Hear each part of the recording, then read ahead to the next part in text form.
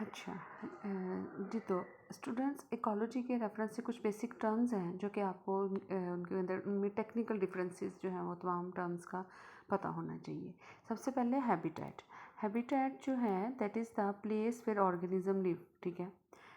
वो जगह जहाँ पे जानदार रहता है, the place where organism, the natural place, the natural area where organism live, जहाँ पे जानदार पाया जाता है। तो वहाँ जो भी एरिया जहाँ पे जानदार पाया जा रहा है वो तमाम उसके जब उसकी टॉलरेंस रेंज में तमाम फैक्टर्स होंगे तो वह ऑर्गेनिज्म जो वहाँ पे ऑक्यूपाई करेगा तो वो उसको उसकी हैबिटेट कहेंगे। फॉर एग्जांपल कैमल जो है वो डेजर्ट में रहता है, ठीक है, क्योंकि डेजर्ट में कैमल अडॉप्टेड है। उसकी जो ऐसी उसकी बॉडी में प्रॉपर्टीज़ हैं कि वो डेजर्ट के इन्वायरमेंट को बियर कर सकता है, तो डेजर्ट कैमल का हैबिटेट है। सिमिलरली फ़िश जो है वो पॉन्ड में रहती है, एक्वाटिक में एनवायरनमेंट में, तो ये फ़िश की हैबिटेट है। द हैबिटेट व place the way the organism live. Next is the niche. Niche is the role of the organism. Organism का रोल, उसकी जॉब एनवायरनमेंट के अंदर वो क्या रोल प्ले कर रहा है, क्या जॉब करता है। जॉब से मुराद जो है वो उसकी इकोलॉजिकल पॉइंट ऑफ व्यू से जॉब है, उसका रोल है। यानी कि कोई जानदार जो है वो एज डिकम्पोजर रह रहा है या वो एज प्रोड्यूसर है, वो एनवायरनमेंट में क्या कर रहा है, किस तरह का जो है वो है। अगर वो कोई सिम्बायोटिक एसोसिएशन के तौर पर रह रहा है तो वो कौन सा पार्टनर है, वो फूड प्रोवाइड कर रहा है, प्रोटेक्शन प्रोवाइड कर रहा है, तो ये उसका रोल है। इसको हम निश कहते हैं, इकोलॉजिकल निश।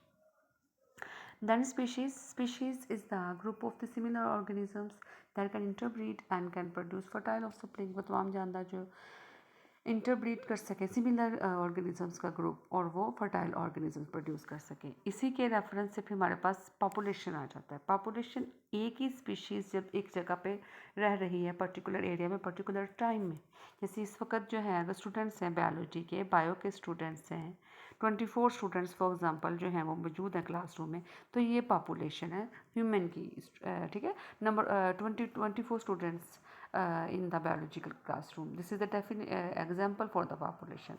आपने कोई भी डेफिनेशन लिखनी है, आपने साथ उसकी जो है ना एग्जाम्पल मेंशन करनी है। तो एक ही तरह की स्पीशीज़ जो है वो एक जगह पाई जाए, एक ही group of individuals of the same species, ठीक है। उसके बाद एक कम्युनिटी, अगर डिफरेंट स्पीशीज़ एक जगह पे ऑक्यूपाई कर रही है तो वो कम्युनिटी है, ठीक है। A group of the different populations living in the same place, that is the community. उसके बाद ये डिफरेंट लेवल्स हैं ना इसके इकोलॉजी में, कि पहले इंडिविजुअल लेवल है, फिर पॉपुलेशन लेवल है, then community level, then we have the ecosystem level. Ecosystem level से मुराद ये है कि एक ऐसा सिस्टम जहाँ पे that is found by the interaction of the living organisms and the environment. यानी कि इकोसिस्टम जो है एक सिस्टम बन जाता है ऑर्गेनिजम्स और उनके एनवायरनमेंट की इंटरेक्शन से, ठीक है। फॉर एग्जांपल फॉरेस्ट इकोसिस्टम है, ठीक है। Then we have pond ecosystem, desert ecosystem, ये सारे जो है वो इकोसिस्टम के एग्जांपल है। देन द लार्जेस्ट जो यूनिट है इकोलॉजी में वो है biosphere. Bio means life, bio का मतलब लाइफ, जहाँ पे और अर्थ का वो पार्ट जहाँ पे लाइफ एग्जिस्ट कर सकती है, ठीक है, that is the biosphere.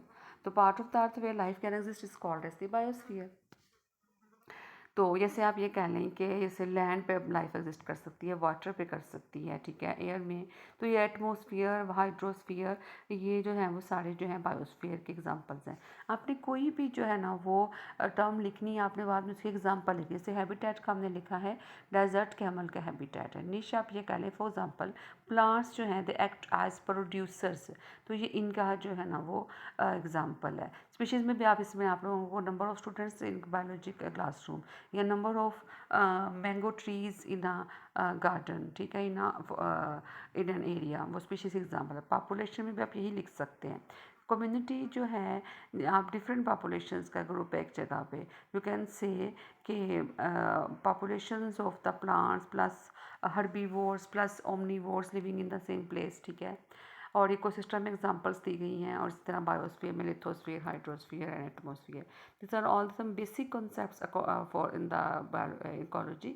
Ecology को समझने के लिए आपको ये सारे जो बेसिक कॉन्सेप्ट्स हैं इनका जो है ना वो इनमें फ़र्क पता होना चाहिए, इनकी डेफिनेशंस का, इनके एग्जांपल्स का जो है ना वो पता होना चाहिए।